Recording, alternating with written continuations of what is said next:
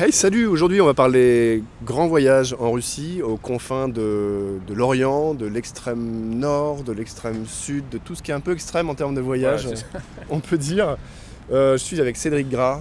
Salut Cédric, Salut Thomas, merci d'accepter cette interview. avec Donc toi, plaisir. tu es écrivain, grand voyageur, tu es spécialisé, on peut dire, dans les voyages du bout du monde, Oui, la Russie beaucoup aussi, oui. et en C'est Russie là. bien sûr. Tu es allé notamment, enfin tu as passé un certain temps à Vladivostok et dans toute la région de l'Extrême-Orient. Tu as voyagé aussi dans le Grand Nord, plus que sibérien, même on peut dire près des pôles, Oui. en brise-glace notamment. Ah ça c'était dans le Grand Sud, ça. Ah C'était en c'était Antarctique. l'autre Ouais. l'autre pôle Mais au j'ai sud. été aussi au Groenland, en terre de Baffin. Ouais, oui. C'était avec des Russes aussi. Ah, le Grand Sud c'était avec des Russes, oui. C'était sur un bris de glace russe. Et tu as aussi piloté ou mis en place plusieurs alliances françaises. Oui.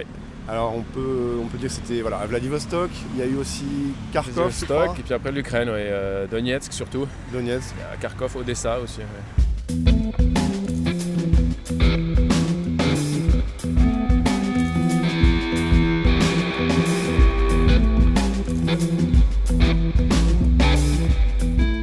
Alors, voilà, moi j'ai une question qui me brûle de te poser. On va reparler de tes bouquins tout à l'heure.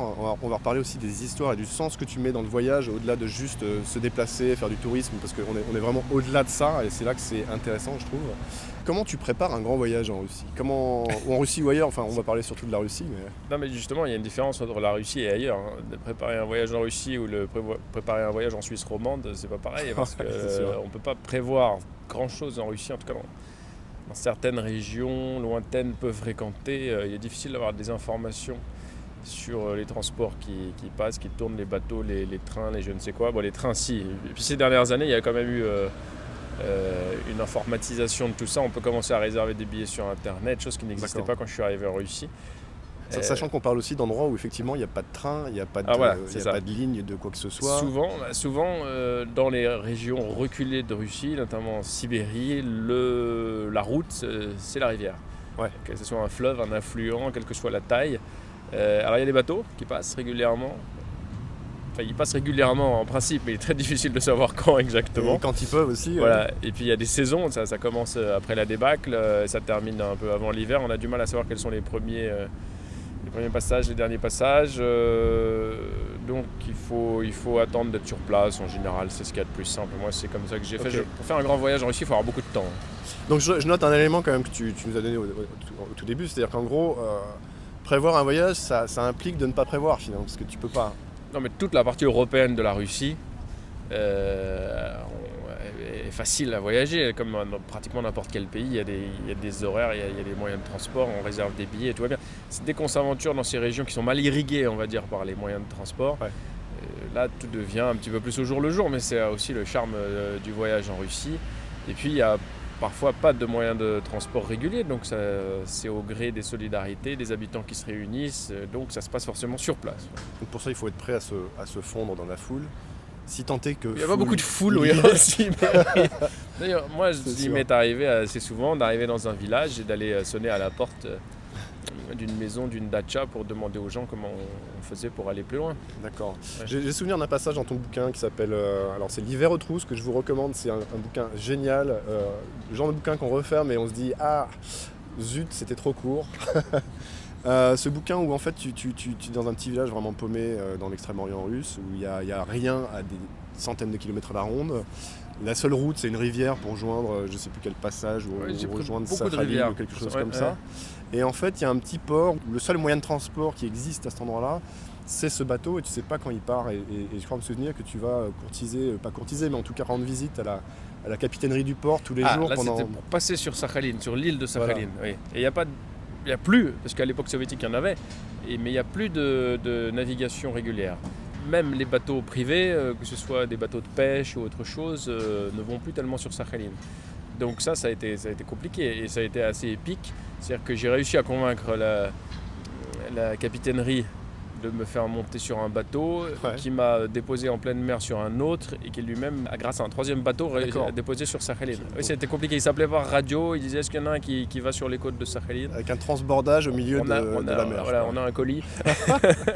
C'est comme ça que c'était assez épique, mais ça dit bien ce que ça veut dire. C'est-à-dire que les transports dans ces régions, là, l'extrême-orient russe, sont devenus très compliqués. À l'époque soviétique, encore une fois, c'était organisé.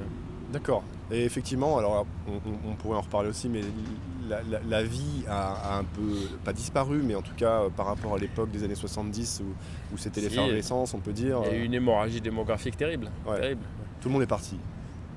Pas tout le monde, il y en a qui restent, mais ça les rend d'autant plus tristes parfois d'ailleurs, ceux qui restent. Et puis il y en a qui viennent, on va dire maintenant, de manière saisonnière, alors qu'à l'époque ils vivaient vraiment sur place. D'accord, c'est un peu ce que tu dis, je crois aussi dans ton bouquin, c'est Taska Budushevo, c'est-à-dire Taska Budushevo, ça c'est la nostalgie du futur. Ouais.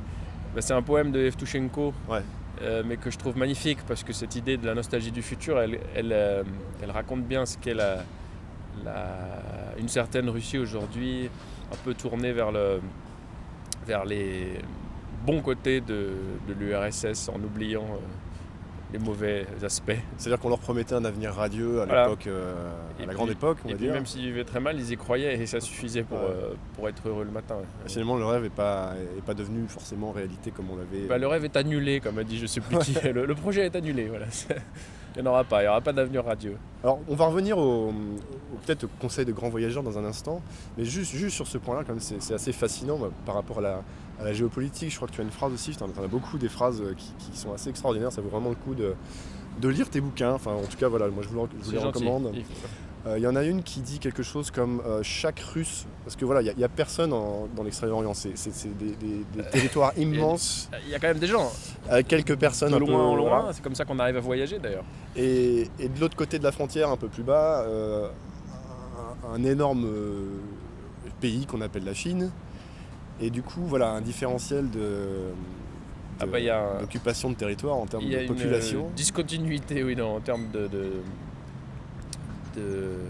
démographie qui est terrible. Quand on franchit le fleuve Amour, on passe du désert à la foule et à des villes qui sont pour la Chine très modestes, mais qui pour les Russes semblent Moscou. Et alors, je crois que la phrase dont tu parles, c'est chaque citoyen russe d'Extrême-Orient vaut son pesant d'or en... Ah oui, politiquement parlant, géopolitiquement parlant, bien sûr. Il y a une bataille d'occupation du territoire, on va dire. Enfin, il n'y a que les Russes qui se battent, parce que les Chinois, ils ont déjà gagné. Mais il est évident que même si la Chine reconnaît et respecte officiellement la souveraineté russe, il y a cette idée que s'il n'y a plus de Russes de l'autre côté du fleuve Amour, un jour les Chinois vont finir par revendiquer ce territoire en disant vous en faites de rien. Nous, on a beaucoup d'idées pour le mettre en valeur. Et donc il y a toute une histoire d'occupation, de désoccupation, de gouvernements successifs qui veulent réoccuper les lieux mais qui n'y parviennent pas. Qui veulent encourager les citoyens russes, ou pas russes d'ailleurs parfois, à venir occuper le terrain, à venir s'installer en Extrême-Orient russe. Mais ça c'est vieux comme le monde russe, j'ai envie de dire. C'est vieux comme les tsars. Chaque pouvoir à Moscou, quel qu'ait été son avatar, impérial, soviétique, post-communiste, a tenté de relancer l'occupation de l'Extrême-Orient russe. Parce que c'est un enjeu de géopolitique absolument fondamental pour la Russie. De géographie politique important. Est-ce qu'on peut dire que la Russie est vraiment fragile du coup ? Ah oui, bien sûr. La Russie est un pays fascinant justement parce qu'elle est faite d'armes nucléaires, de puissance spatiale et à côté une économie très fébrile ou en tout cas qui est basée seulement sur certains atouts. Et elle a une démographie d'abord un peu poussive et en plus très mal répartie. Donc c'est un pays qui est inclassable, c'est pour ça que la Russie est fascinante. Ça se fait un peu colosse au pied d'argile là du coup. Oui, il y a un petit aspect colosse au pied d'argile. Ah ok, très bien. Alors, est-ce que, t'as des gens en face de toi dont certains veulent voyager autrement que par les sentiers battus, peut-être faire un grand voyage, pour certains c'est le voyage de leur vie qu'ils aimeraient préparer aussi. Est-ce que tu aurais un ou deux conseils à donner pour préparer ce genre de choses ? Le voyage de sa vie, c'est quand on revient pas, on meurt à la fin. Alors, il y a des gens aussi qui veulent finir leur jour en Russie. J'en ai quelques-uns qui me font ce genre de message.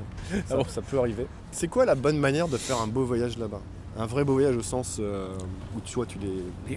Un peu comme tous les voyages, mais là en Russie d'autant plus, il faut du temps. Il faut beaucoup de temps. La Russie est vaste, les trains vont pas vite. Il faut du temps. Je pense, et là c'est un petit peu mon credo, il faut s'investir dans l'apprentissage de la langue parce que plus qu'ailleurs, on est dans un pays qui ne maîtrise pas, ou en tout cas une partie assez faible de la population ne maîtrise pas les langues étrangères. Ouais. Et puis les emplois pas forcément volontiers et qui est très touché, comme beaucoup de pays, beaucoup de peuples qu'on emploie, qu'on connaisse, qu'on apprenne quelques-uns de ces mots. Il y a quelque chose qu'il faut bien comprendre, c'est que la Russie, elle n'est pas toujours très exotique pour un occidental. On est sur la même latitude que l'Europe, la végétation est peu ou prou la même, les gens sont européens, l'architecture n'est pas toujours très historique, il y a des grandes villes plutôt soviétiques, c'est un peu déconcertant. Donc en Russie, alors bien sûr il y a les immensités, bien sûr il y a la générosité des Russes, les rencontres, mais justement il faut pousser. Et cette richesse un peu cachée, on y accède par la langue. D'accord. Donc, moi, je suis un apôtre de ça. Il faut apprendre la langue. Okay. La langue, c'est le voyage total. La langue, c'est aussi ce qui vous permet de rendre un endroit qui, a priori, esthétiquement parlant, n'est pas très riant, de le rendre intéressant en approfondissant les rencontres, les discussions qu'on peut avoir avec les gens. D'accord. Okay. Est-ce qu'il y a aussi une idée de... au-delà du voyage, de trouver une sorte de fil conducteur qui ait du sens là-dedans en fait. Alors je sais pas si je suis pas si je suis très clair dans ma question, mais fil conducteur, chacun a le sien. Quand on part, il faut avoir un rêve, un itinéraire qui n'est pas celui seulement du hasard, suivre, je ne sais pas moi, faire des recherches peut-être. Ouais. Alors on peut enchaîner avec peut-être quelques-uns de tes livres parce que justement je pense qu'ils sont tous reliés à un fil conducteur très fort. Ah moi toujours, oui. Je m'ennuie rapidement si j'ai si j'ai pas un véritable lièvre à courser. Ouais. Donc, par exemple, on va commencer avec l'hiver aux trousses. Ça commence dans la grande bibliothèque Lénine à Moscou, c'est ça? Ouais, c'est là que j'ai eu l'idée. Ouais. Et justement, tu cherches dans des bouquins. Moi, je faisais ma thèse à l'époque de géographie sur l'Extrême-Orient russe. Ouais. Donc, j'épluchais la littérature sur l'Extrême-Orient russe. Et c'est là que m'est venue cette idée de faire un grand voyage avec l'automne. Moi, je suis amoureux fou de l'automne. Bon, là, c'est le printemps. Mais j'aime beaucoup le printemps. J'aime beaucoup les saisons intermédiaires. Ouais. Je suis moins séduit par l'été, par exemple. J'essaye d'éviter la saison estivale. Alors, l'idée, c'était ça. C'était de partir du Grand Nord au moment où l'automne arrive, c'est-à-dire très vite, dès la fin août. Et puis, en descendant vers le sud, d'arriver dans des contrées où l'automne... le fait jaunir et rougir les feuilles qu'en octobre, voire parfois un peu plus tard. Oui, puisqu'en fait l'hiver descend progressivement. Ah bah oui, l'hiver il arrive très tôt aux hautes latitudes et puis plus on va vers le sud, plus il arrive tard. Donc il y a un espèce de mouvement, il voyage vers le sud. Okay. Et c'est exactement ce que j'ai fait. Donc je suis allé sur, pas tout à fait sur le cercle polaire, un peu en dessous, là, sur la route de Magadan, la Kolyma. Ouais. Je suis allé chercher l'automne là-bas au 1er septembre. Et puis j'ai fait un voyage jusqu'à Vladivostok avec l'automne. Donc c'est un voyage de combien de temps ça? C'était pas très long, c'était un petit 2 mois. Un petit 2 mois quand même. C'est-à-dire que là, il y a un impératif, c'est qu'il y a l'hiver qui arrive derrière. Ouais. Et on sent la morsure de l'hiver proche à laquelle il faut échapper en fait. On sent quelques coups de vent un peu froids. On passe, quand on est en montagne, on le comprend. On comprend quand on passe des cols en montagne que l'hiver est déjà là en fait. Okay. Un peu en altitude, donc il est pas loin. Mais surtout, ça rejoint ce dont on parlait tout à l'heure, c'est-à-dire que j'ai quand même utilisé quelques moyens de transport public quand ils existaient. Notamment, j'ai pris le dernier bateau qui remontait le fleuve Aldan. Donc c'est le dernier avant l'hiver, donc la saison et finie. Dans ces régions-là, quand on rate le dernier bateau, on y passe l'hiver. On y passe l'hiver, c'est-à-dire 8 mois. Voilà, je ne sais pas exactement, mais il y avait quand même des moments clés, des seuils, on va dire, à ne pas rater. D'accord. Ok, donc alors voilà, rien que cette aventure-là, le fait de vouloir de rester avec cette saison et la faire durer le plus longtemps possible, tout en finalement traversant des contrées sans fin, on peut dire aussi. C'est la sensation qu'on a, oui, heureusement elles ont une fin, mais ça me rappelle une phrase d'un chanteur, je ne sais plus s'il était Nenets ou Nanaï, je pense. Il disait le bout du monde est sans fin. J'aime beaucoup cette phrase un peu paradoxale, mais qui exprime bien la chose. Donc voilà, ça c'est pour l'hiver aux trousses. Et à chaque livre comme ça, tu as une sorte de fil conducteur très fort qui donne vraiment du sens à cette expédition, à cette aventure. On peut parler par exemple, c'est quoi? C'est le nord est à l'est ou... Le nord c'est l'est. Oui, nord, c'est l'est. Oui, alors ça m'avait passionné comme histoire. C'était Parce que quand on dit ça juste comme ça, on comprend pas tout à fait. Non, on comprend pas très bien, mais les gens pensent que c'est en un mot, c'est l'Est. Ouais. Mais l'idée, c'était d'aller voir toutes ces régions qui sont classées par les Russes comme étant au nord. Alors qu'en fait, elles ne sont pas du tout au nord. D'accord. Mais comme il fait froid, qu'il y a de la neige, que c'est un climat continental et que, en gros, les conditions de vie sont très rigoureuses, c'est classé au nord. Ouais. Et pas seulement dans la représentation mentale des gens, mais c'est inscrit dans la loi. Parce que la loi attribue aux gens qui vont vivre là-bas et travailler surtout là-bas des primes du Nord, ça s'appelle. Et alors en fait, il y a énormément de régions qui sont sur la même latitude que Paris, par exemple, qui sont classées comme le Grand Nord. Comme le Grand Nord. Par exemple, tout ce qui est au-dessus de Vladivostok, là, alors que c'est à la latitude de Nice, Vladivostok, les gens reçoivent une prime du Grand Nord. Ok. C'est très amusant. Et alors ça s'explique parce que nous, évidemment, en Europe, on est réchauffé par le Gulf Stream, mais nous, eux, ils n'ont pas cette chance. Je sais pas si c'est une chance. Et du coup, effectivement, on a l'impression d'être dans quelque chose de nordique parce que climat continental, parce que hiver très précoce, très long, très froid, été très chaud, moustiques. Ouais. Enfin bref, il y a toute une série de similitudes avec les hautes latitudes qui fait qu'ils classent ça au nord. Quand on est avec des moscovites et qu'on leur dit qu'on part sur le fleuve Amour, ils vous disent « Ah, tu vas dans le Grand Nord », alors que c'est plus au sud que Moscou. Ouais. Et donc j'ai pris tout simplement la liste de ces régions qui sont classées Grand Nord et j'ai commencé à me balader par ces endroits-là qui sont en fait, eux ils mettent le mot Nord sur cette réalité. Ouais, voilà. c'est Et voilà, c'est ça. Et en fait c'est que des régions qui sont à l'est globalement. Ouais. Ok. Ce qui est assez amusant. Quand les Russes vont en montagne, parce que moi je fais pas mal d'alpinisme aussi, quand les Russes vont en montagne et qu'ils font apparaître des glaciers, ils disent « Ah, le Nord !» Ah, le Nord. J'aime beaucoup. Enfin, ils disent que c'est un paysage nordique. Donc là aussi, je me dis que c'est un voyage avec ce fil conducteur qui est quand même très fort, qui part de quelque chose à la fois très ancré, je veux dire, c'est vraiment la Russie juridique, et en même temps géographique qui se retrouve un peu... C'est la Russie, moi ce qui m'intéressait là-dedans, c'est que c'est la Russie rude, parce que le mot Nord, en fait, ça veut dire conditions de vie austères et difficiles.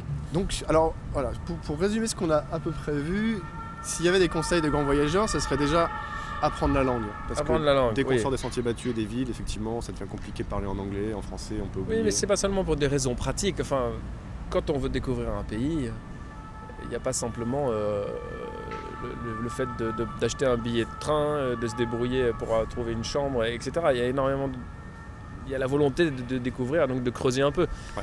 Et là, encore une fois, c'est pas forcément très exotique la Russie. On n'est pas devant les chutes d'Iguassou ou en train de regarder des hindous se baigner dans le Gange. Donc, si on veut aller vraiment ne pas être déçu par un voyage en Russie, parce que moi je rencontre pas mal de gens qui sont déçus par le voyage en Russie, justement parce que ils n'ont pas accès à le ça. paysage n'est pas forcément quelque chose qui les étonne, qui les transporte.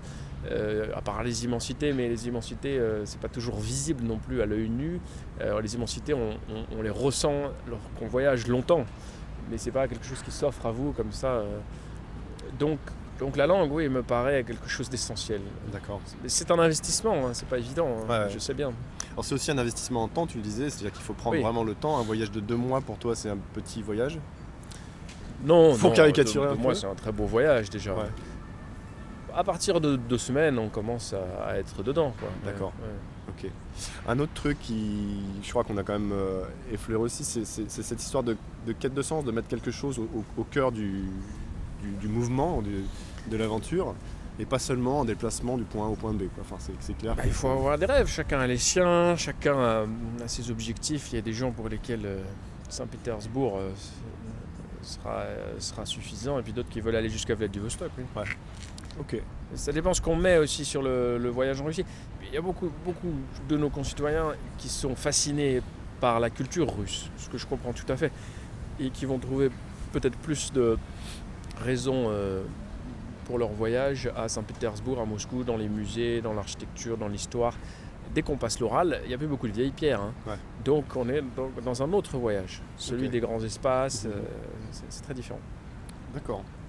Et il y avait peut-être un autre élément aussi qu'on a rapidement évoqué, c'est le côté être prêt finalement à ne pas tout prévoir, puisqu'il va y avoir beaucoup d'imprévus sur la route.